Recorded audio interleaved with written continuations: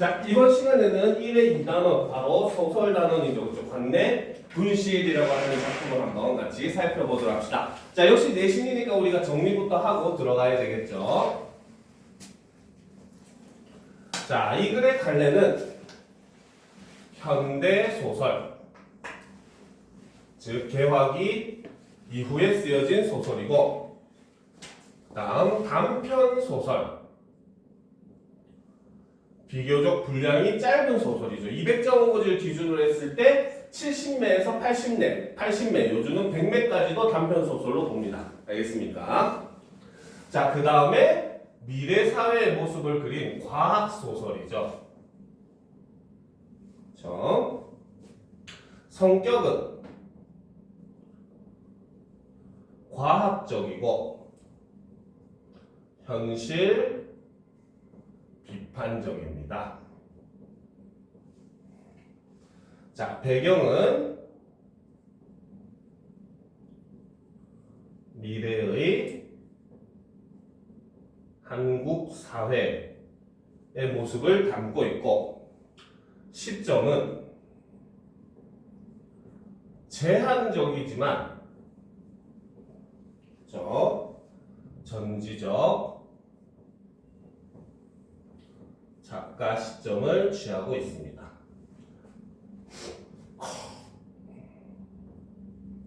소재는 바로 마인드 분실. 학교에서 배워서 알겠지만 바로 어머니에 대한 그런 기억, 그렇죠? 마인드가 분실된 사건을 소재로 하고 있고, 자, 주제는 세상과 단절된 채 살아갔던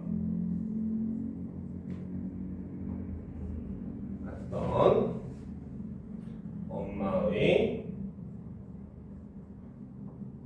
삶에 대한 공감과 이해를 담고 있죠. 자, 특징은 첫 번째로 짧고 군더더기 없는 문장을 사용합니다. 그래서 문장들이 비교적 좀 짧고, 그렇죠? 간결한 그런 문체를 사용을 한다는 거죠. 그래서 이를 통해서 바로 속도감을 느끼게 합니다. 자, 그리고 두 번째, 마인드 업로딩 등, 미래 과학 기술에 근거하여 사건이 전개된다는 게 이 작품의 특징이라는 겁니다.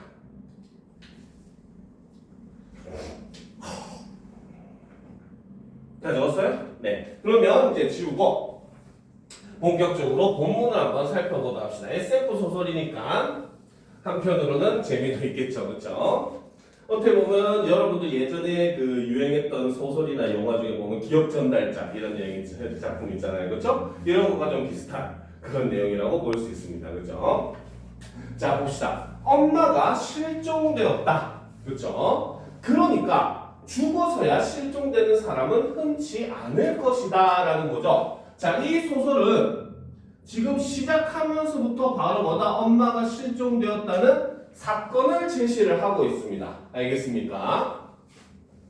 자, 그런데 우리가 일반적으로 소설에서 발단 부분이 하는 역할은 인물과 배경을 소개하는 게 먼저 가장 일반적인 소설의 형식이에요. 알겠죠? 그런데 여기서는 밑도 끝도 없이 다짜고짜 엄마가 실종되었다. 그리고 그 엄마는 죽어서 실종되었다라고 하는 좀 이상한 문장으로 시작을 하고 있잖아요. 그래서 사건을 먼저 제시를 하고 있다는 거죠. 그리고 이 사건이라고 하는 것은 바로 뭐다? 엄마의 실종이 살아있을 때 일어난 게 아니라 바로 뭐다? 죽음 이후에 일어난 일이라는 거죠. 그렇죠? 즉 평범하지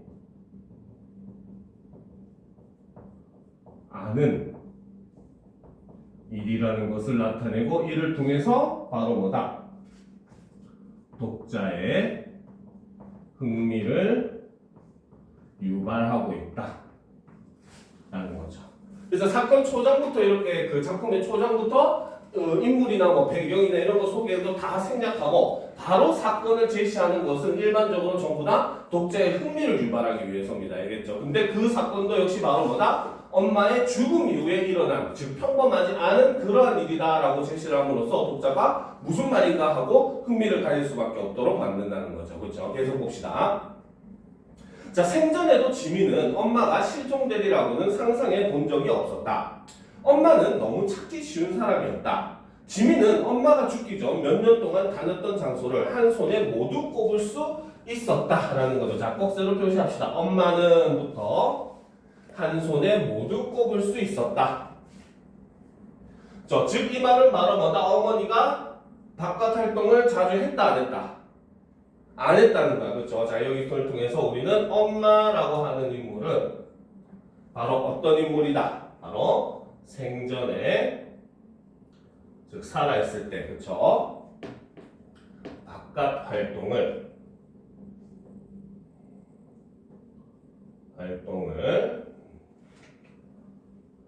활발하게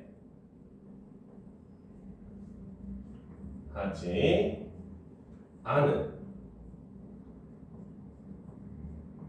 사람이었음을 짐작할 수 있더라는 거죠. 엄마가 그 아이였나 봐요. 그죠? 자, 그랬던 엄마가 이제 와서 언제 어디로 사라져 버린 걸까? 그 시점도 위치도 지금은 알 수 없다. 지민이 엄마를 찾아온 날은 엄마가 이 도서관에 기록된 지 벌써 3년이 지난 후였으니까 라는 거죠. 그래서 엄마가 도서관에 기록되고 나서 3년 뒤에 지민은 엄마를 찾으러 왔는데 엄마가 지금 실종된 상태라는 거죠. 그래서 엄마의 기록이. 근데 3년 만에 온 것이니까 정확하게 언제 실종됐는지를 알 수가 없더라는 겁니다. 알겠죠? 자, 살면서 처음으로 찾은 도서관이었다. 자, 둥근 지붕과 야트막한 부지, 건물을 둘러싸고 꾸며진 정원과 연못은, 자, 여기서 꺽쇠로 표시합시다. 둥근 지붕과부터 정원과 연못까지. 그렇죠. 이것이 바로 도서관의 외양을 묘사하고 있는 부분이라는 거죠. 자, 그래서 이 정원과 연못은, 그렇죠? 이곳을 첨단 기술의 집약체라기보다는 차라리 오랜 전통을 가진 관광명소처럼 보이게 했다. 건물에 들어서거나 나오는 사람 중 실제로 책을 진 사람은 아무도 없었지만 사람들은 이곳을 도서관이라고 불렀다. 이러면서 도서관의 일반적인 모습이 또 아니다라는 걸 제시를 계속 하고 있는 겁니다. 알겠죠? 자, 한때 도서관이라고 불렸던 장소 중, 그렇죠? 여기서 말하는 이 한때 도서관이라고 불렸던 장소라고 하는 것은 바로 뭐다? 일종의 구식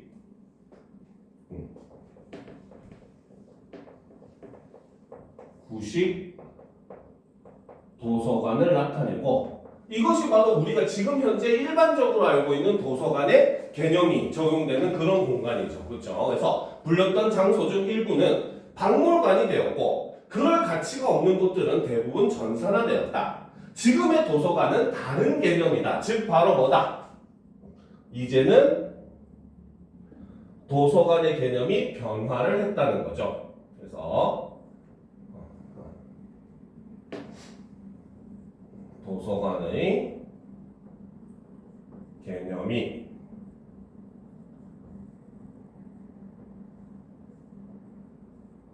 변화를 했다라는 걸 볼 수 있다는 거죠. 자, 계속 봅시다. 자, 이곳에 있는 건 책도 논문도 그 비슷한 자료들도 아니다. 이제 도서관엔 끝없이 늘어선 책장 대신 층층이 쌓인 마인드 접속기가 자리하고 있다라는 거죠. 그래서 이 마인드 접속기 이게 바로 뭐다? 현재 도서관이 보관하고 있는 것이라는 거죠. 더 이상 책이 아니라는 겁니다. 알겠습니까? 자, 계속 보도록 합시다.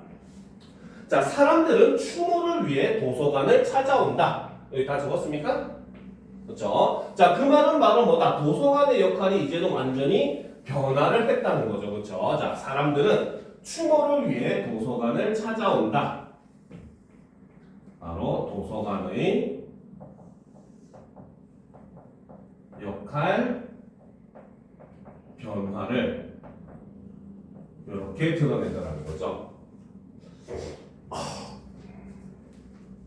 자, 추모의 공간은 점점 죽음과 거리가 멀어 보이는 장소로 변해왔다.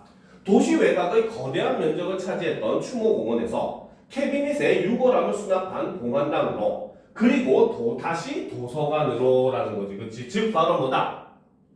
자, 원래 우리가 사람을 추모하는 곳은 바로 뭐다? 처음에 추모공원, 즉 사람들의 시신을 묻는 무덤들이 모여있는 그러한 공원의 형태였는데 그것이 이제 나중에는 어떻게 지금 사람을 이제 그 화장을 해가지고 유골을 조그마한 유골함에 넣어가지고 이제 보관을 하는 일종의 그 뭡니까? 봉안당으로 변화를 한 다음에 그렇죠? 일종의 화장터가 되지, 그렇지? 그리고 이제 이 소설의 현재 시점에서는 바로 뭐다? 도서관으로 변했다라는 거지, 그렇지? 그래서 여기서 제시하는 거는 바로 뭐다? 바로 추모 공간의 변화 과정은 이렇게 제시를 하고 있다는 거죠. 그러니까 이제는 이 도서관이 바로 추모를 하는 공간이다라고 얘기를 하는 거죠. 그렇죠? 그래서 도서관을 드나드는 이들 중에 헌화를 하기 위해 꽃을 가져오는 사람은 없다. 대신 도서관에서는 마인드에게 건넬 수 있는 데이터를 판다. 꽃이나 음식, 생전에 고인이 좋아했던 물건을 모방하는 데이터 조각들이다라는 거죠. 자, 꼭세로 표시합시다. 도서관을 드나드는 여기서부터 자 모방하는 데이터 조각들이다까지 표시를 합시다. 표시했습니까? 그렇죠. 자, 그래서 여기서는 바로 뭐다? 바로 도서관이 추모 공간으로 변화하고, 그렇죠? 추모 방식도 그 사람이 생전이었던 꽃이나 뭐 술이나 음식이나 이게 아니라 바로 뭐다? 데이터를 기반으로 하고 있다는 거죠.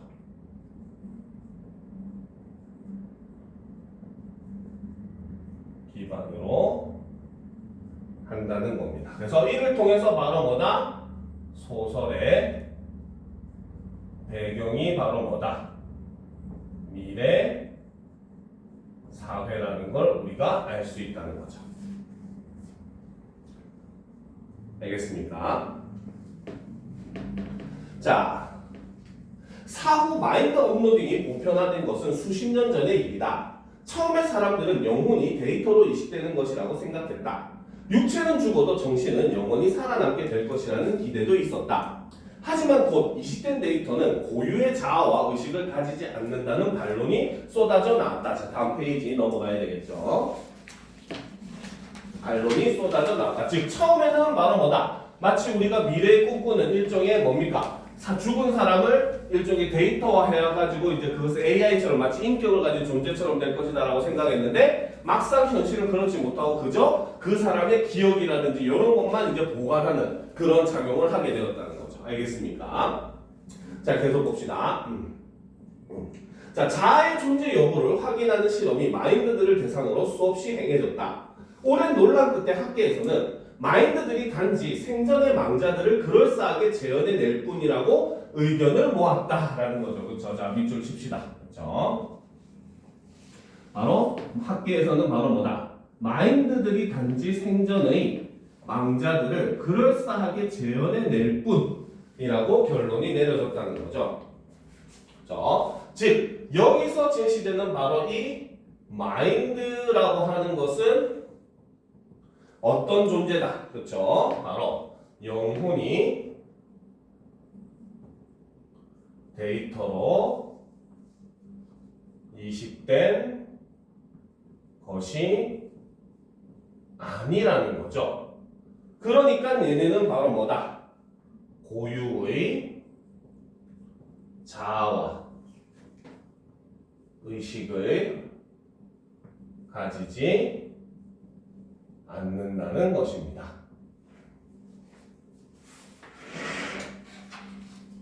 됐습니까? 됐죠? 자, 외부 자극에 반응하는 것으로 보이지만 실제로는 단지 과거의 기억에 근거하여 죽은 사람의 반응을 가상하여 보여줄 뿐이라는 의미다. 그래도 마인드를 살아있는 사람처럼 대하는 이들은 많았다. 아빠는 지금 이곳에 없지만 도서관에 가면 언제든지 아빠를 볼 수 있어요. 자, 그렇게 활짝 웃으며 말하는 어린아이가 다큐멘터리에 나왔다. 짧은 광고 영상에서는 한 여자가 사별한 남편과 마인드 접속기를 통해 감동적인 재회를 하는 장면을 보여주었다라는 거죠. 자, 학계에서 마인드를 어떻게 정의하든 마인드 도서관은 삶과 죽음에 대한 사람들의 생각을 바꾸어 놓았다. 여전히 누구나 죽음을 두려워하지만 남겨진 사람들의 상실감은 달라졌다. 타인의 죽음이 우리에게 남기는 질문, 이를테면 그 사람이 지금 살아있었다면 뭐라고 말해 주었을까? 살아있다면 이 이야기를 듣고 분명 기뻐해 줄 텐데 같은 질문의 답을 도서관에서 찾을 수 있게 되었으니까 라는 거죠. 그래서 이 마인드 접속기로 인해서 사람들이 죽음을 대하는 태도가 달라졌다는 거죠. 그렇죠? 자, 3년 전에 죽은 엄마는 이 도서관에 기록되었다. 그렇죠? 자, 바로 3년 전에 죽은 엄마는 이 도서관에 기록되었다. 자, 이 말은 바로 뭐다? 바로 엄마의 마인드가 이 도서관에 업로드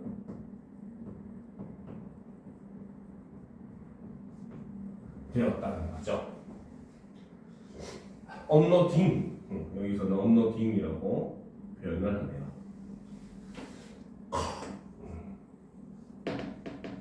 자, 엄마의 사망 소식 이후에 지민이 우편으로 받은 수십 장의 마인드 설명서에 따르면 그랬다. 하지만 지민은 한 번도 도서관을 찾지 않았다.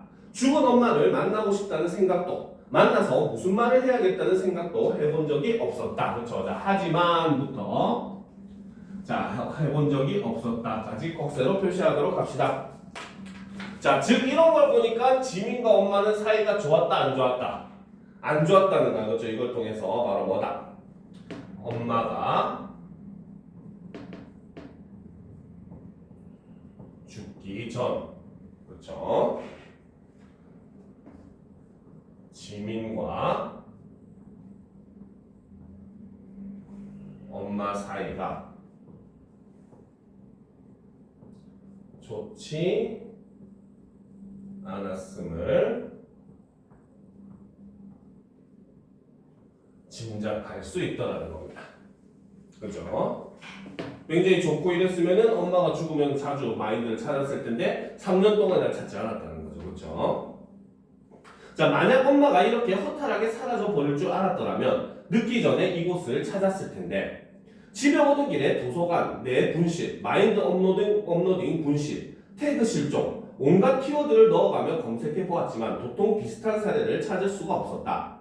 데이터가 지워진 거냐고 물으니 그것도 아니라고 하고 도서관 어딘가에 저장이 되어 있을 텐데, 그렇죠? 자, 검색이 안 된다는 말뿐이었다라는 거죠. 그래서 도서관 어딘가에 저장은 되어 있을 텐데 검색이 안 된다. 즉 엄마의 지금 마인드는 바로 뭐다? 엄마의 마인드는 바로 관내 분실 상태라는 거죠. 도서관 안에서 지금 분실된 상황이다라고 볼 수밖에 없다는 겁니다. 알겠습니까? 이해가 되죠? 그렇죠? 자, 하지만 그것 애초에 엄마의 이름이나 인적 사항 중에 무엇 하나라도 제대로 기록되어 있었다면 도저히 일어날 수가 없는 일 아닌가? 그렇죠. 제대로 기록됐다면 절대 있을 수 없는 일이라는 거죠. 자, 사서는 당장 파악할 수 있는 내용이 별로 없다며 내일 다시 연락을 주겠다고 했다. 지민은 도서관 측에 착오였다면 좋겠다는 생각을 했다. 자초지종을 들은 준호 역시 표정이 어두워졌다라는 거죠. 그렇죠. 그래서 지금 바로 뭐다? 지민이 이제 집으로 돌아와가지고 남편인 준호와 대화하는 것으로 지금 장면이 전환되는 부분입니다. 그래서 여기서는 바로 장면의 전환이 일어나고 있죠. 도서관에서 집으로 돌아옵니다. 알겠습니까? 됐죠? 자, 그러면 다음 페이지 보도록 합시다. 자, 방법이 있겠지. 일단 천천히 알아보자. 자, 걱정 어린 준호의 시선이 지민을 향했다. 한창 중요한 시기인데 이런 일로 스트레스를 받으면 안 되니까. 그래서 여기서 이제 지금 한창 중요한 시기다라고 한 거는 물론 지금 아직 제시가 안 돼 있지만 미리 얘기해주면 바로 임신 초기라는 거죠. 그래서 지금 굉장히 한창 유산을 조심해야 될 그럴 시기라는 거죠.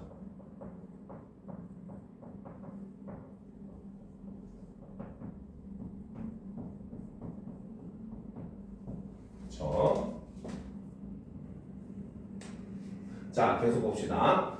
자, 이런 일로 스트레스를 받으면 안 되니까 지민은 고개를 끄덕였다. 저녁을 준비해서 내오겠다는 준호의 뒤를 지나서 욕실로 향했다. 몸을 대강 씻고 방 안으로 들어서자 유리창에 병원에서 보낸 알림 하나가 떠 있었다. 그렇죠? 지금 굉장히 유리창에 지금 병원에서 보낸 알림 하나가 떠 있었다. 그렇죠? 지금은 있을 수 없는 일이잖아, 그렇지? 그래서 이걸 통해서도 역시 마찬가지 바로 뭐다? 과학 기술이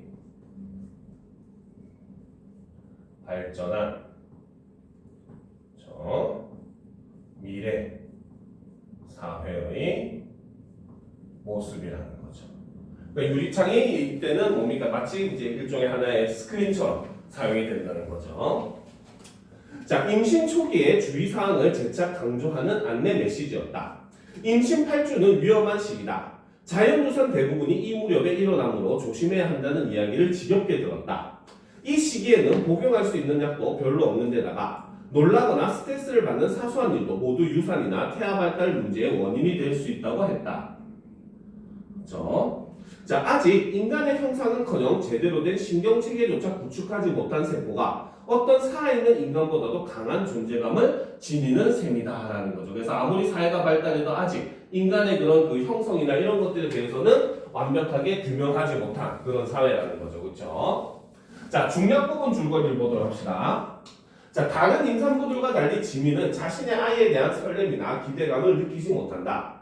자신이 건강한 사랑을 받아본 경험이 없기 때문이라고 생각한 지민은, 그렇죠? 자신이 건강한 사랑을 받아본 경험이 없기 때문이라고 생각한 지민. 그렇지? 자, 여기서 이제 뭡니까? 스포일러로 얘기를 해주면, 자, 지민이라고 하는 인물은 바로 뭐다? 엄마의 통제와 집착을 겪으며 성장을 했다는 거죠. 그렇죠? 자, 그래서 이로 인해서 바로 뭐다? 자신이 엄마의 진정한 사랑을 받지 못했다고 생각을 하더라는 겁니다. 알겠습니까?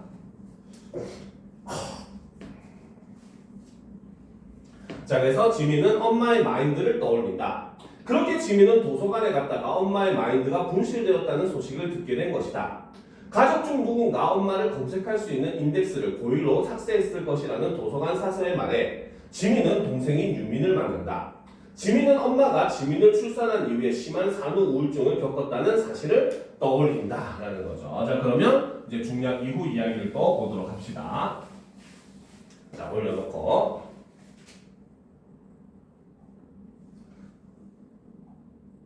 자, 지민과의 관계를 완전히 돌이킬 수 없게 된 건 어느 시점부터였을까?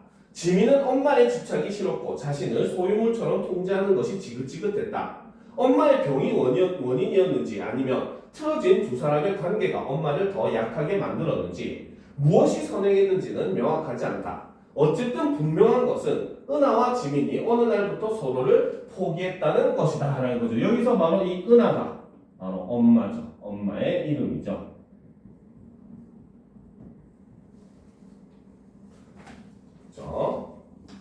자, 엄마가 무너진 계기가 산후 우울증이었다는 점에서 지민 자신에게는 일종의 원죄가 있는 게 아닐까 생각한 적도 있다라는 거죠. 즉 엄마가 바로 자신 때문에 이렇게 산후 우울증이 걸리게 됐고, 그러니까 그걸로 인해서 어머니가 이제 바로 뭐다 무너지게 되었다. 즉 나는 태어난 것 자체가 태어나는 순간부터 어머니를 이렇게 힘들게 했다는 죄가 있었다라고 지민은 생각을 한다는 거죠. 알겠습니까? 그래서 여기서 느끼는 것은 바로 뭐다?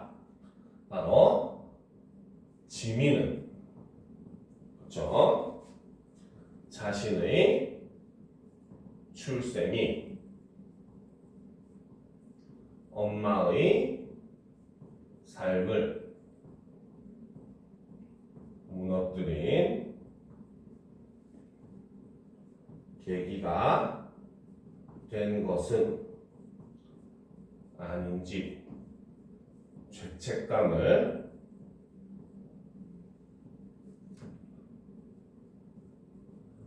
가졌었다는 거죠. 자, 그래서 자신을 낳지 않았다면 엄마는 자신의 삶을 멀쩡하게 살지 않았을까 하는 죄책감과 딸인 자신이 그런 대우를 받을 이유는 없었다는 생각이 지민 안에서 상충했다라는 거죠. 일종의 지민 안에서 내적 갈등이 있었다는 거죠. 그렇죠? 그래서 한편으로는 엄마가 나 때문에 그렇게 된 건 아닐까라는 죄책감과, 그렇죠? 그리고 또 한편으로는 내가 어떻게, 그렇죠? 내가 나를 태어나려고 해서 태어난 것도 아닌데 라면서 자신을 합리화하면서 그 사이에서 상충했다. 바로 내적 갈등을 느꼈다라고 볼 수 있다는 거죠. 자, 미워했었지. 그런데 이제 더 원망해서 얻을 것도 없잖아 라는 거지. 그래서 지금 여기서는 이제 과거에서 현실로 돌아오는 장면이라는 거죠. 그렇죠? 자, 여기서는 과거 회상에서 현실로 돌아오게 되는 장면이고, 그렇죠? 그래서 동생에게 지금 이렇게 말을 하면서 현실로 돌아온 거죠. 알겠습니까? 자, 지민이 확신 없는 태도로 말했다. 지민과 유민 사이에 침묵이 자리 잡았다. 지민은 얼음이 다 녹아 묽어진 홍차를 마시면서 생전에 엄마를 생각했다. 지민이 엄마를 싫어했다는 유민의 말은 틀리지 않았다. 지민에게는 엄마에 대한 긍정적인 기억이 거의 남아있지 않았다. 대개의 기억은 멍하니 상념에 잠겨있던 엄마의 뒷모습이었다. 그래도 어떤 기억은 유독 선명하게 떠오른다. 그날 문을 열었을 때 가장 먼저 보인 곳은 넘어진 보조 탁자였다. 전등이 침대 위로 쓰러져 있고 알약들이 흩어져 있었다라는 거죠. 자, 꺽쇠로 표시합시다. 그날 문을 열었을 때부터 알약들이 흩어져 있었다까지 꺽쇠로 표시합시다. 자, 여기서는 지금 방 안의 모습을 묘사를 하고 있죠. 그래서 이를 통해서 바로 뭐다? 불안정한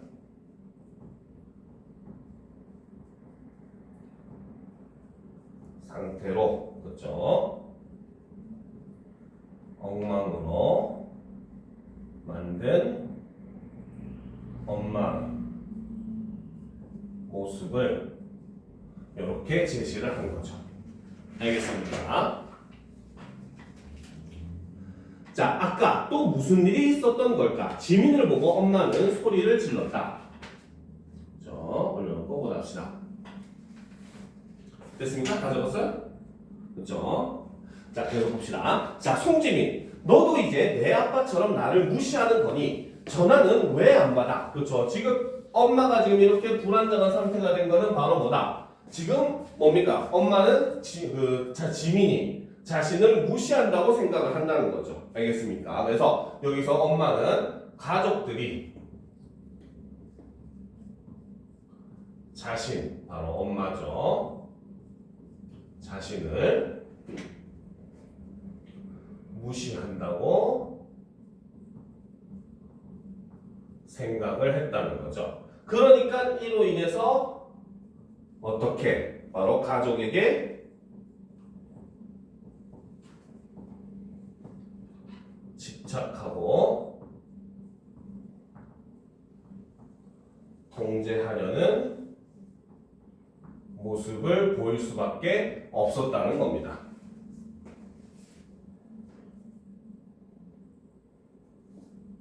알겠습니까? 자, 계속 보도록 합시다. 지민은 뭐라고 말해야 엄마를 증명시킬 수 있을지 알 수 없었다. 지민은 그냥 친구들과 있다가 늦게 들어왔을 뿐이다. 그렇죠? 즉 바로 뭐다? 엄마가 지금 생각하는 것만큼 지금 자신은 잘못이 있다고 생각하지 않는다는 거죠. 알겠습니까? 자, 밤 9시가 조금 넘은 시간이었다. 그렇죠? 당연히 여러분들도 이 시간에 집에 들어가면 부모님 걱정하잖아. 그렇지? 그러니까 아무리 자기가 의도는 그렇지 않다고 하더라도 상대방이가 걱정을 끼치고 이랬는 거에 대해서는 조금 미안해하고, 그리고 그렇게 하지 않기 위해서 연락도 하고 이래줘야 되는 건데 그런 것도 노력도 하지 않고 그냥 자기는 그냥 난 친구들과 가면 아무 일 없이 있었는데 엄마가 뭔 상관? 알바노? 이러고 있잖아. 그렇죠? 그런 모습이라는 겁니다. 알겠습니까? 자, 하지만 그 사실을 지적하더라도 신경질적인 비난만이 돌아올 것이다. 자신의 잘못이 있다면 단지 엄마의 전화를 받지 않은 것뿐인데 지민으로서는 어쩔 수 없었다. 전화를 받으면 엄마는 소리를 질렀을 것이고 지민은 다시 숨이 막히는 기분을 느꼈을 것이다. 어떻게 그놈의 유전자는 어디 가지 않니? 나는 이렇게 엄마 노릇하려고 안간힘을 쓰는데 새끼라는 녀석들은 어떻게 제압이하는 것처럼. 지민은 내던지고 싶은 마음을 누르며 말했다. 엄마, 왜 집에서 이렇게 버티고 있어? 제발 입원 안 하겠다고 고집 부렸던 건 엄마잖아. 이게 무슨 엄마 노릇이야? 그죠? 지민도 이제 폭발을 한 거죠. 그죠? 자, 꺽쇠로 표시합시다. 자, 엄마부터 이게 무슨 엄마 노릇이야? 까지 꺽쇠로 표시합시다. 그렇죠? 자, 여기서 이제 바로 지민의 이라고 하는 인물의 생각을 볼 수가 있다는 거죠. 바로 뭐다? 엄마가 입원해서 치료를 받는 것이 필요하다고 생각했고, 그렇죠? 자, 그러니까 바로 뭐다? 플러스 현재와 같이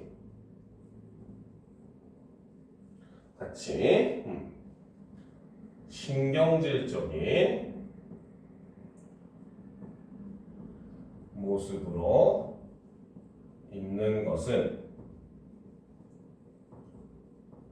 엄마 노릇이 아니다 라고 생각을 한다는 거죠.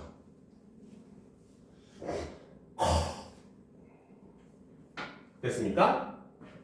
자, 엄마의 흔들리던 시선이 지민을 향했다. 난 엄마가 해주는 밥이나 빨래, 설거지 같은 거 필요 없어. 그냥 떨어져 살고 싶어, 제발. 빈정거리는 지민의 앞에서 엄마의 표정이 변했다.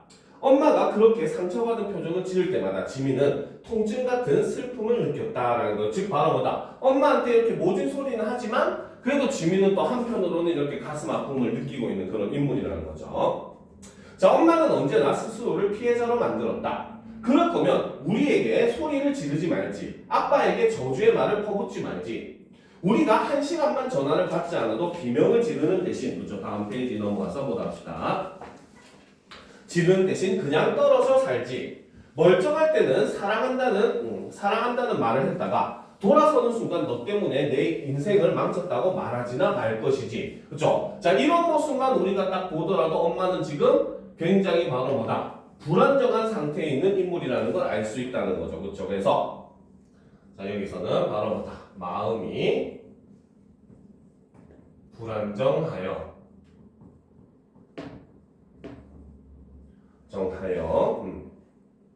일관성 없는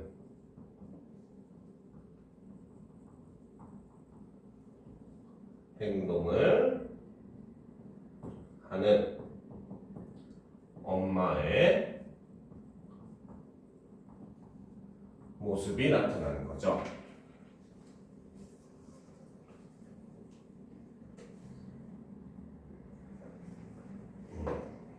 자, 계속 봅시다.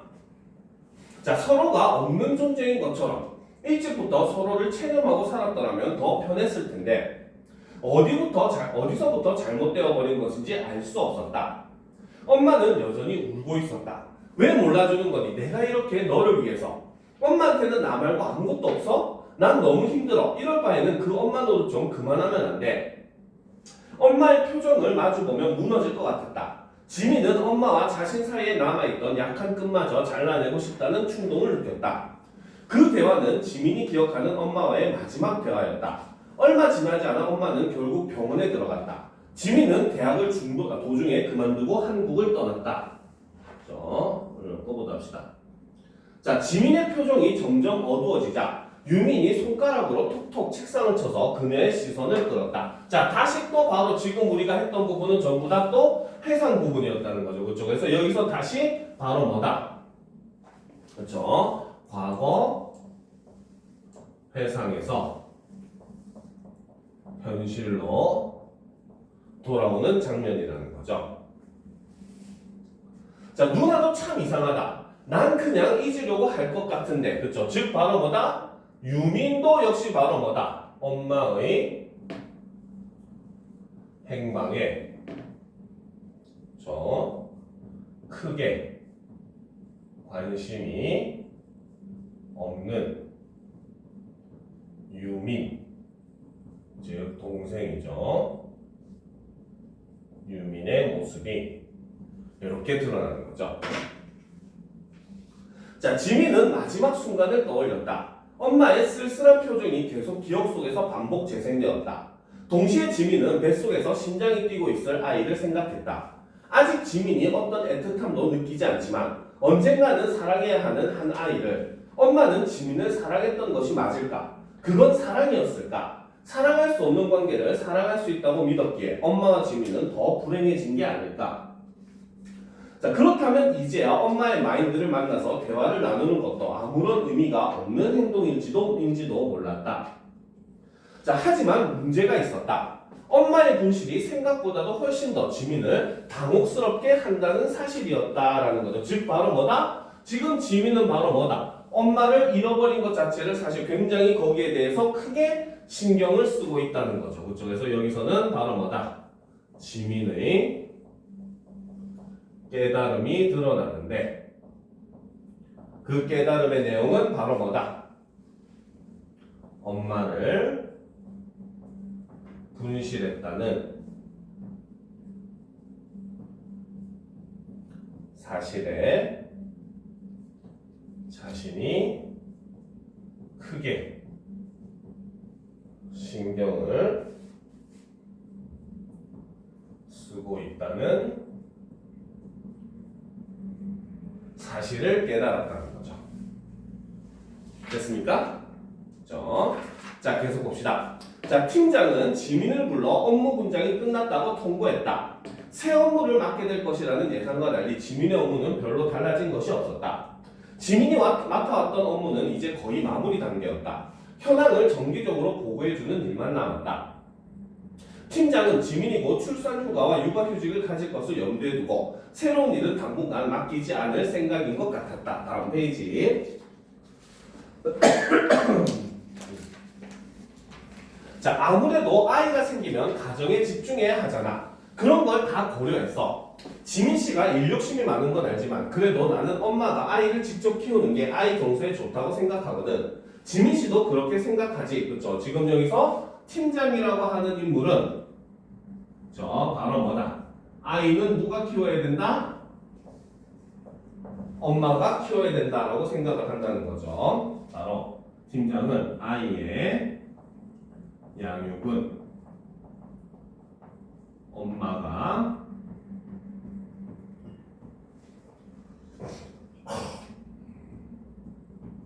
전담하는 것이 좋다고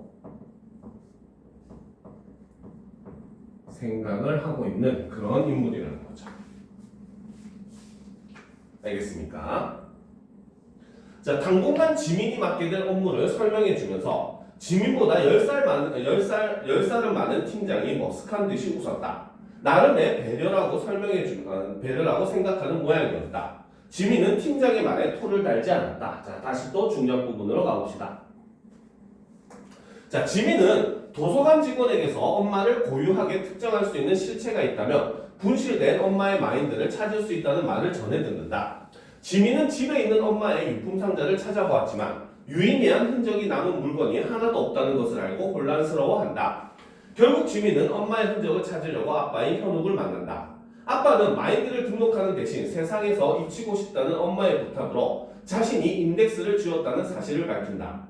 지민은 자신이 엄마에 대해 모르는 것이 너무 많다는 것을 깨닫는다. 아빠에게 엄마를 만나고 싶다고 말하며 엄마의 유품을 살펴본다. 책갈피를 들어올리자 가려져 있던 글씨가 보였다. 자, 표지 디자인 김은하. 그쵸? 즉 바로 이걸 통해서 바로 뭐다? 엄마는 과거에 그쵸? 바로 책을 디자인하는 그쵸? 일을 했다는 거죠. 엄마가 과거 책을 디자인하는 일을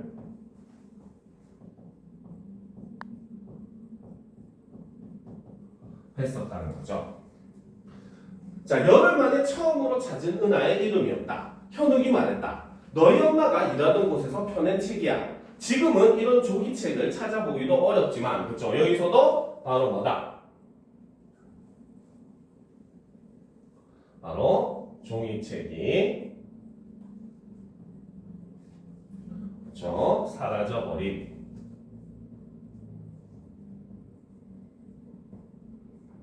미래의 모습을 볼 수 있다는 거죠. 지민이 물었다. 엄마가 책을 만드는 일을 했어요. 너를 낳기 전까지는 했었지. 인덱스가 있었다. 그쵸? 좀 올려놓고 보도록 합시다.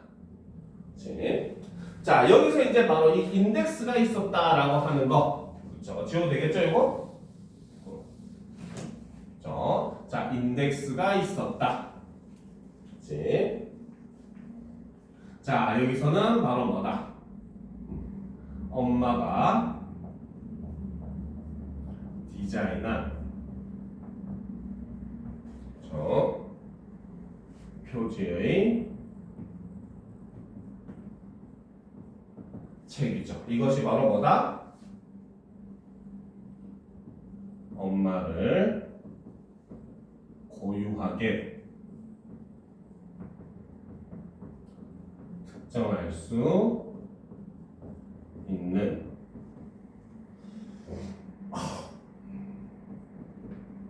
인덱스가 될 수 있다라고 볼 수 있다는 거죠.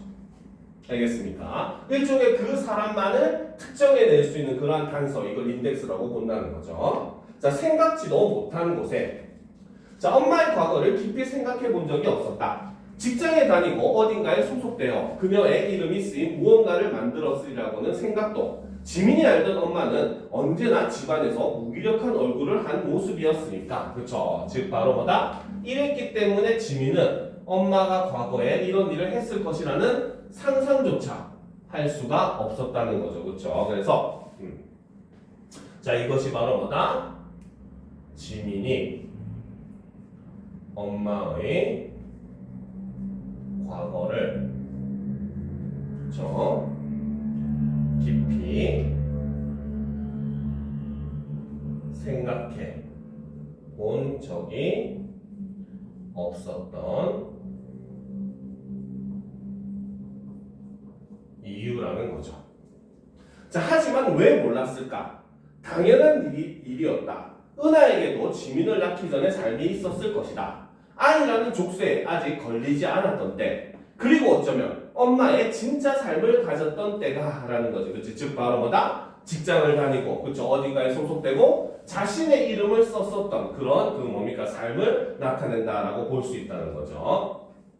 자, 지민의 표정이 어두워지는 것을 본 현욱이 덧붙였다. 자, 다음 페이지.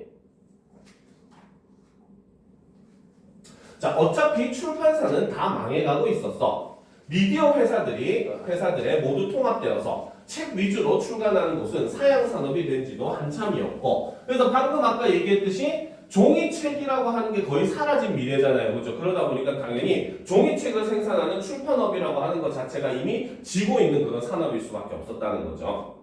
자, 지민은 멍하니 엄마의 이름을 쳐다보았다. 뭐 버티고 있었으면 1년 아니면 2년쯤 더 일할 수 있었을지도 모르겠지만 그게 의미가 있는 것 같지는 않다. 하필 그때 출산 휴가를 낸 너희 엄마가 우선순위에 올랐을 뿐이지 그게 내 탓은 아니었어 라는 거죠. 자, 꺽쇠로 표시합시다. 뭐 버티고 있었으면부터 그게 내 탓은 아니었어까지 꺽쇠로 표시합시다. 자, 그래서 당시 어머니가 지민을 가졌을 그 당시죠. 바로 출판 산업이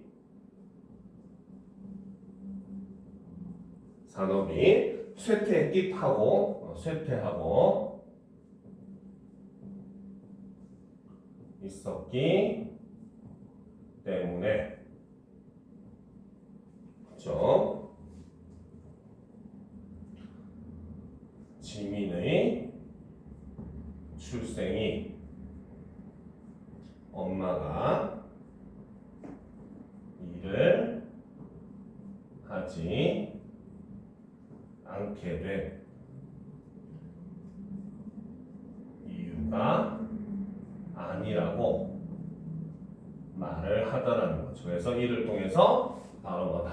지민을 위로해주는 아빠 현욱의 모습이 드러난다는 거죠. 알겠습니까? 자, 그의 말이 틀렸다고 할 수는 없었다. 임신이 아니었더라도 언젠가 은하는 출판사를 그만둬야 했을 것이다. 지민의 어린 시절 기억에도 종이책들은 대부분 사라진 지 오래였으니까. 자, 올려놓고 보답시다. 자, 하지만 그녀에게 주어진 유일한 선택지가 종이책 표지를 만드는 일만은 아니었을 것이다. 버티고 있었다면, 어떻게든 붙잡고 있었다면, 즉 어떤 방식으로도 직장을 계속 다니고 있었더라면 그녀는 다른 일을 할 수 있었을지도 모른다. 그냥 운이 나빴다고 생각한다. 나는 내 엄마가 그렇게 될 줄은 몰랐지. 그것만 아니었어도. 현욱은 변명하듯 말했다. 자, 어차피 아이를 가지면서 일을 잠시 그만두는 건 언제나 있어온 일이었으니까 모든 상황은 도미노처럼 연쇄적으로 사람을 무너뜨린다.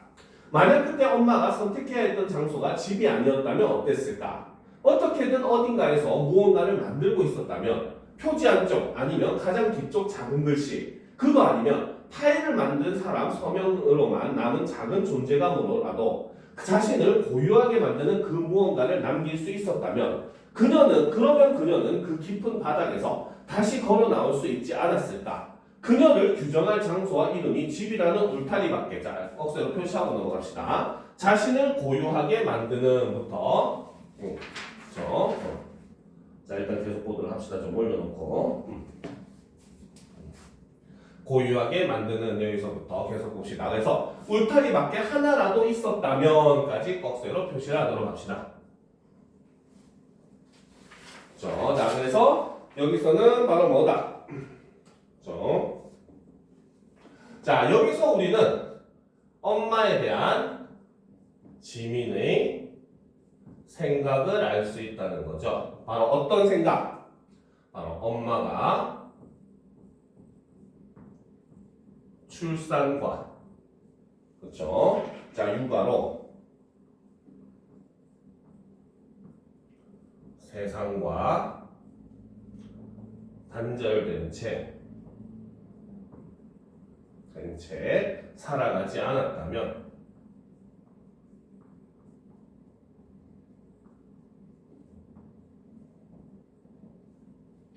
생전의 삶이 행복해졌을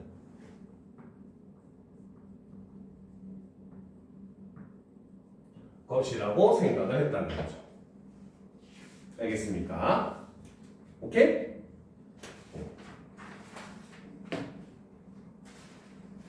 생각보다 되게 되구만. 그렇죠? 자, 계속 보도록 합시다. 자, 그녀를 붙잡아줄 단 하나의 끈이라도 세상과 연결되어 있었더라면, 자, 그래도 엄마는 분실되었을까? 유품이 필요하다며 그걸 가져가 너희 엄마에게 중요한 물건이었는지는 잘 모르겠다만 아빠, 현욱이 돌아서려던 순간 흠칫했다. 그의 발걸음이 부자연스럽게 멈추었었다. 자, 다음 페이지 넘어갑니다.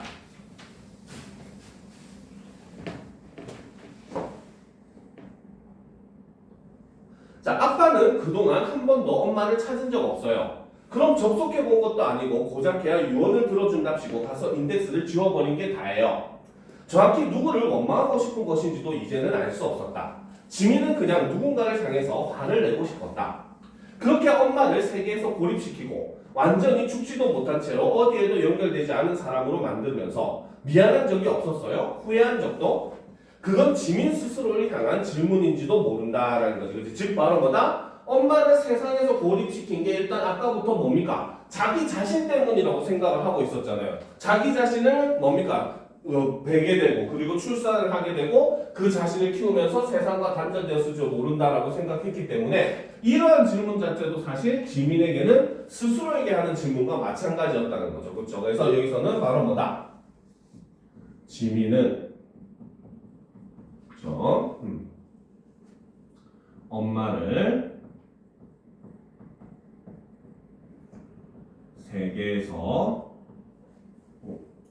고립시킨 것에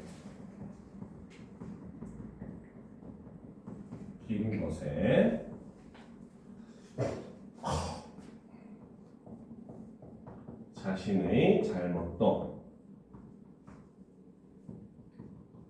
있을 것이라고 생각을 하더라는 거죠. 즉 여전히 엄마에 대한 죄책감을 이렇게 느끼고 있다라고 볼 수 있다는 거죠. 알겠습니까? 자, 계속 봅시다. 정적이 흘렀다. 현욱의 표정은 알 수 없었다. 그의 뒤통수를 뚫어져라 보고 있으면 그의 생각을 알 수 있을까 싶었다. 한참이 지난 후에 현욱의 낮은 목소리가 침묵을 깨고 들려왔다. 지민아, 넌 마인드에 한번 접속해 본 적이 없다고 그랬지? 현욱의 목소리가 잠겨들었다. 나는 봤어. 그건 너무 진짜 같았다. 지민은 많은 침을 삼겼다. 죽어서까지 나를 만나는 게 보통일 거라고 생각했어. 단 한 번이었지. 더는 만날 수가 없었다라는 거. 즉 바로 뭐다? 아빠가 여기서 바로 뭐다? 인덱스를 지운 이유가 여기서 드러난다는 거죠. 그렇죠? 자, 그래서 엄마를 더 만날 수 없었던 이유는 바로 뭐다? 첫 번째는 아내를 향한 그렇죠? 죄책감 때문이고, 두 번째는 바로 뭐다? 아내의 인덱스를 지워버려서 더 이상 만날 수 없었다는 거죠. 그러니까 처음에는 어떻게 보면 아내를 위한다라는 생각으로 이제 아내의 유언을 들어준다는 생각으로 인덱스를 지웠는데 아빠도 사실은 후회를 했다는 거야. 그래서 그 이후에 엄마를 다시 만날 수가 없었다는 거죠. 그렇죠? 자, 계속 보도록 합시다. 자, 숨이 목에 걸린 듯 넘어가지 않았다. 현욱은 틀렸다. 엄마는 여전히 도서관 어딘가에 있다라는 거지. 그치? 자, 즉 바로 뭐다? 지민은 바로 뭡니까? 어머니가 사라졌다는 사실에 대해서 받아들이지 않는다는 거죠. 그렇죠? 그래서 여기서는 바로 뭐다? 현욱은 틀렸다. 엄마는 여전히 도서관 어딘가에 있다. 라고 하는 건 바로 지민의 생각이고, 자, 이것은 바로 뭐다? 엄마를 더는 만날 수 없다는 아빠의, 즉 현욱이죠, 말에 반감을 드러내는 지민의 모습이 나타난다는 거죠. 자, 단절된 채로, 아직 접속되지 못한 채로 엄마를 찾아야 했다. 20살의 엄마, 세계 한가운데에 있었을 엄마, 이야기의 화자이자 주인공이었을 엄마, 인덱스를 가진 엄마, 쏟아지는 조명 속에서 춤을 추고 선과 선 사이에 존재하는 이름과 목소리와 형상을 가진 엄마라는 거지. 그치? 그래서 지금 바로 뭐다? 여기서 지금 뭡니까? 지민이 머릿속에 떠올리고 있는 엄마의 모습은 바로 삶에 무기력했던 그런 엄마가 아니라 굉장히 바로 뭡니까? 삶의 열정을 가지고 있는 그런 모습이잖아요. 그렇죠? 그래서 여기서의 엄마의 모습이라고 하는 것은 바로 뭐다? 세상에서 잊히기 전, 그렇죠? 자신을 마음껏 표현하며 살았던 엄마의 모습을 이렇게 열거를 나열을 하면서 표현을 하고 있다는 거죠. 알겠습니까? 계속 봅시다. 자, 지민은 엄마를 생각했다. 엄마는 지민을 닮은 얼굴을 하고 있었을 것이다. 그녀도 아이를 가져서 두려웠을까? 그렇죠. 지금 바로 뭐다? 지금 엄마의 이제 지민도 자기가 이제 임신을 하고 나니까 바로 뭡니까? 엄마의 마음을 이제 서서히 조금이라도 이해를 할 수 있게 되었다는 거죠. 그렇죠? 자, 그렇지만 사랑하겠다고 결심했을까? 그렇게 지민 엄마라는 이름을 얻은 엄마, 원래 이름을 잃어버린 엄마, 세계 속에서 분실된 엄마. 자, 꺽쇠로 표시합시다. 그렇게 지민 엄마라는 부터 세계 속에서 분실된 엄마까지 꺽쇠로 표시합시다. 그렇죠? 자, 여기서는 바로 뭐다? 그렇죠? 세상에서 잊히기 전의 모습과 대조적인 엄마의 모습을 역시 쭉 나열을 했죠. 열거를 하고 있더라는 거죠. 알겠습니까? 그래서 앞에서 이렇게 활기있던 이 모습과 지금 여기에 제시된 엄마의 모습은 서로 어떻게 대조적인 모습을 보여준다는 거죠. 자, 계속 봅시다. 자, 그러나 한때는, 그렇지? 자, 그러나 한때는 누구보다도 선명하고 고유한 이름을 가지고 이 세계에 존재했을 김은아 씨. 지민은 본 적 없는 그녀의 과거를 이제야 상상할 수 있었다. 다음 페이지. 자, 그녀를 용서하거나 그녀에게 용서를 구할 생각은 없다. 그러기에는 너무 늦었다. 한때 그녀가 누구였건 지민과 관계 맺었던 은하는 지민에게 단 한 번도 제대로 된 사랑을 준 적 없는 형편없는 엄마였다. 엄마였다. 살아있는 동안 너무 많은 상처를 주고받았다. 하지만 해야 할 말이 있었다. 그렇죠. 이게 중요하죠. 바로 해야 할 말. 그렇지. 자, 이것은 바로 뭐다? 엄마의 삶을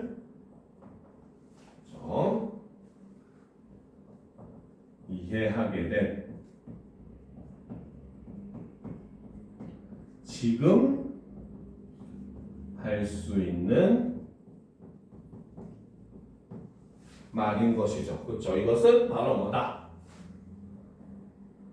소설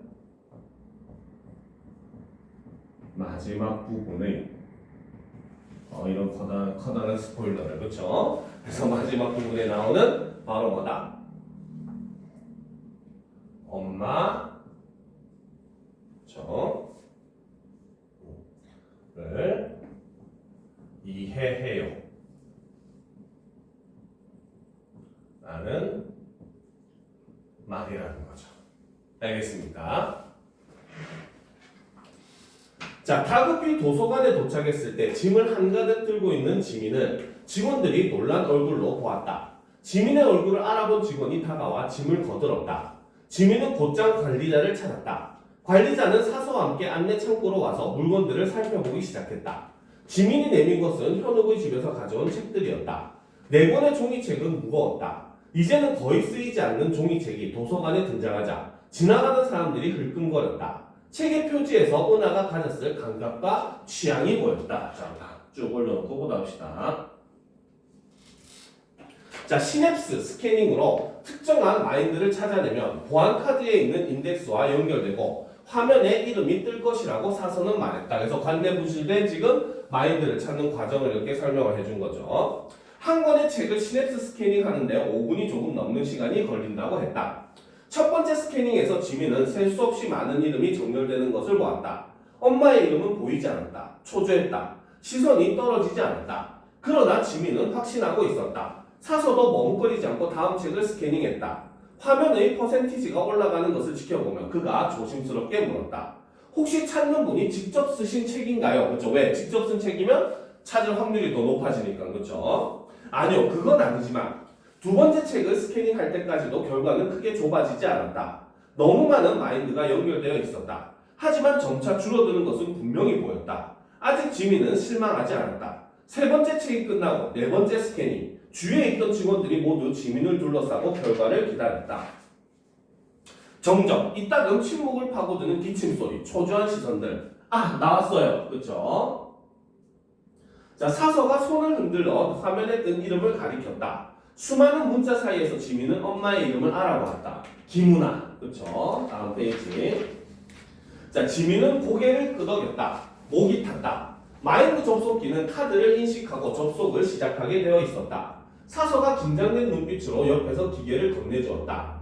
지민이 카드를 가져다 대자 파란색 조명이 켜지면서 접근허가 안내가 떴다. 접속기는 단출한 구성이었다. 대뇌 피질에 신호를 보내는 가상현실 구현 헤드셋을 착용하고 기계의 안내에 따라 의자에 앉아 눈을 감는다. 그래서 마인드에 지금 접속하는 그런 과정을 또 이렇게 설명을 하는 거죠. 자, 눈을 떴을 때 지민의 앞에 펼쳐진 장면은 흐릿했다. 엄마는 소파에 앉아 있었다. 그녀는 지민에게서 반쯤 등을 돌린 채로 장벽 너머에 있는 무언가를 주시하고 있었다. 지민이 마지막으로 기억하는 엄마의 모습보다 조금 더 나이 들어 보였다. 이빨 펜 주름과 약간은 희끗희끗하게 센 머리가 보였다. 자, 조금씩 주위의 풍경이 선명해졌다. 이제 지민은 이곳이 어디인지 알 수 있었다. 지민과 엄마는 작은 서재에 있었다. 한 번도 실제로 본 적이 없는 가상의 공간이다. 책과 노트, 벽을 채운 그림들, 은하가 지민의 엄마이기 전에 사랑했던 것들, 자신의 삶을 구성했던 것들로 채워진 공간. 지민은 책상 한쪽에 놓여있는 자신과 유민의 사진을 보았다.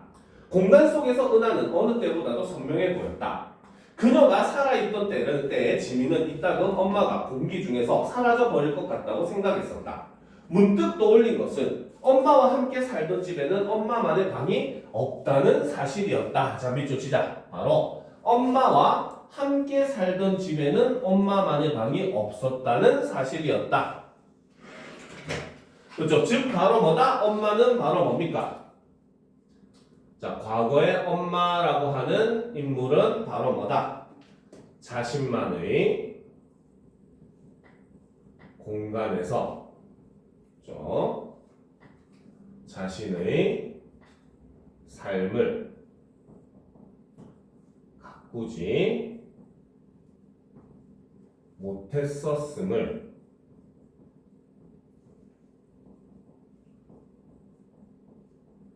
보여주더라는 거죠. 알겠습니까? 그러니까 바로 뭡니까? 엄마는 결혼을 하고 그 다음에 지민과 뭡니까? 동생을 가지게 되고, 그렇죠? 육아를 하게 되고 키우게 되고 하는 과정에서 아내로서 어머니로서의 삶은 있었지만 바로 뭡니까? 은하 자신으로서의 삶이 없었다는 겁니다. 자신만의 공간 자체가 없었다는 것은. 알겠습니까? 자, 계속 보도록 합시다. 자, 은하는 고개를 돌려 자, 공간 속으로 들어온 지민을 보았다. 그녀의 표정은 해석할 수 없었다. 너무 사람 같다고 하던 사람들의 말은 틀린 게 아니었다. 지민은 속으로 되뇌었다. 엄마는 죽었다. 여기에 있는 건 엄마가 아니다. 나는 엄마를 용서할 수도 용서를 빌 수도 없다. 모든 것은 끝난 뒤에 덧붙여지는 사족이었다. 즉 바로 뭐다? 엄마는 이미 죽었기 때문에 지금 이 마인드에서 엄마를 만나고 그 다음에 뭐 사과를 하고 하는 것은 아무 의미가 있다 없다? 없다라는 거죠. 그렇죠? 자, 그래서 이것이 의미하는 것은 바로 뭐다? 엄마는 이미 죽었으므로, 그렇죠? 지민은 마인드로 접속하여 엄마를 만나는 것이 진정한 의미의 화해가 아님을 알고 있더라는 겁니다. 알겠습니까? 자, 하지만 이대로 떠날 수도 없다. 무슨 말을 해야 할까? 미안하다거나 그녀를 용서한다는 말을 하고 싶은 것은 아니었다. 갑자기 찾아와서 놀랐죠. 하고 싶은 말이 있어서. 은하는 지민이 입을 열어 말하는 것을 보았다. 그리고 다시 시선을 돌렸다. 이제 은하는 자신의 물건들이 진열된 책장을 보고 있었다. 하지만 지민은 은하가 자신의 말을 기다리는 것 같다고 생각했다. 자, 올려놓고 보도록 합시다. 자, 어떤 사람들은 마인드가 정말로 살아있는 정신이라고 말한다. 어떤 이들은 이건 단지 재현된 프로그램일 뿐이라고 말한다. 다음 페이지죠. 자, 말한다. 어느 쪽이 진실일까? 그건 영원히 알 수 없을지도 모른다. 자, 그러면 어느 쪽을 믿고 싶은 걸까? 무슨 말을 하더라도 그게 진짜로 엄마의 지난 삶을 위로할 수 있는 건 아니겠지만, 그렇죠? 자, 꼭새로 표시합시다. 무슨 말을 하더라도부터 아니겠지만까지, 그렇죠? 자, 이것도 역시 바로 뭐다? 살아있는 엄마를 만난 것이 아니라, 그렇죠? 바로 마인드에 접속해서 재현된 엄마를 만난 것이기 때문이라는 거죠. 그렇죠? 자, 지민은 한 발짝 다가섰다.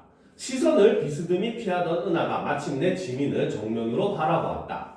지민은 알 수 있었다. 이제 단 한마디를 전하고 싶어서 그녀를 만나러 왔다. 엄마를 이해해요. 그렇죠? 이게 바로 아까 얘기했던 그 장면이죠. 바로 엄마를 이해해요. 자, 네모치도록 합시다. 자, 이것은 바로 뭐다? 자, 여기서 바로 지민은 자신이 미처 알지 못했던 엄마의 삶을 찾아보면서 엄마의 고뇌와 아픔에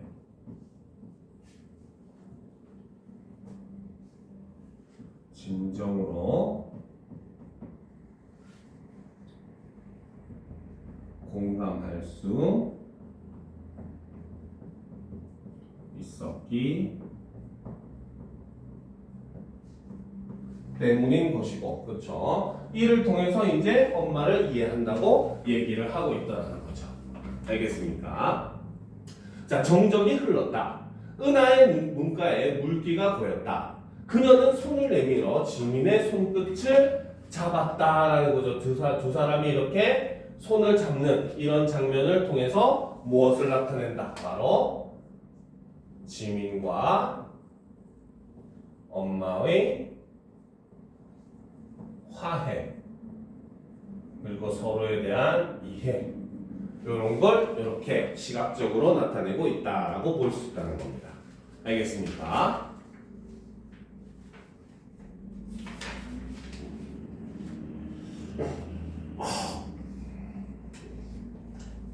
자, 됐습니까? 자, 그래서 이제 여기서는 지금 마인드 접속기라고 하는 걸 통해서 세 번의 이제 접속이 나타나거든요. 알겠죠? 그래서 그 세 번의 접속이 하고 있는 역할에 대해서 우리가 한번 정리는 해줄 필요가 있으니까 요거 하나 정리하고 일단은 마무리하도록 합시다. 자, 바로 마인드 접속기의 역할을 보게 되면, 자, 첫 번째, 그쵸? 바로 현우 아빠죠, 그쵸?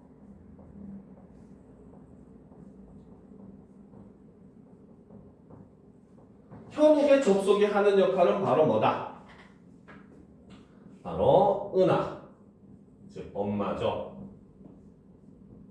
은하의 마인드가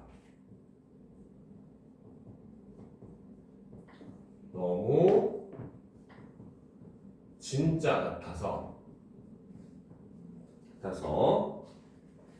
더는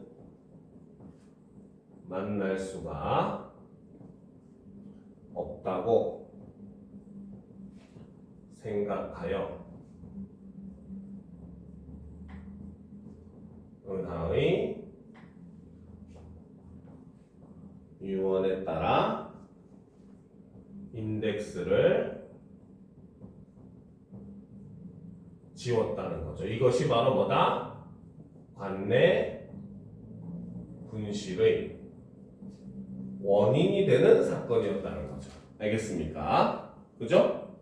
자, 그리고 이제 두 번째. 그죠?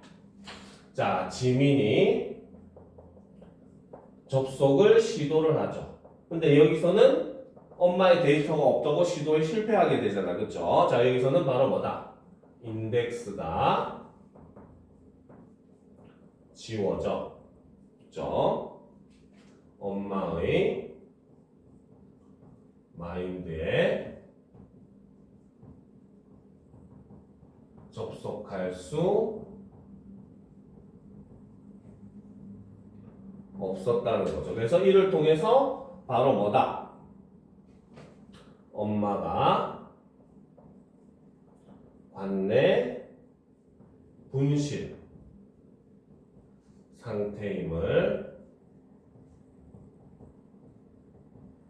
인지하게 되었다는 거고, 그리고 마지막 장면에서 이제 드디어 어머니의 인덱스를 찾아가지고 지민이 접속을 하게 되죠. 그래서 이를 통해서 바로 뭐다? 지민이 엄마를 만나 화해할 수 있도록 가상 공간을 제공하는 역할을 해준 게 바로 마인드 접속기였다는 겁니다. 알겠습니까? 됐죠? 자, 그래서 이제 우리가 1회 2단원까지 이렇게 진도를 한 겁니다. 알겠습니까? 그럼 다음 주에는 이제 남아있는 결혼하고 그 다음에 수필, 그리고 바로 뭡니까?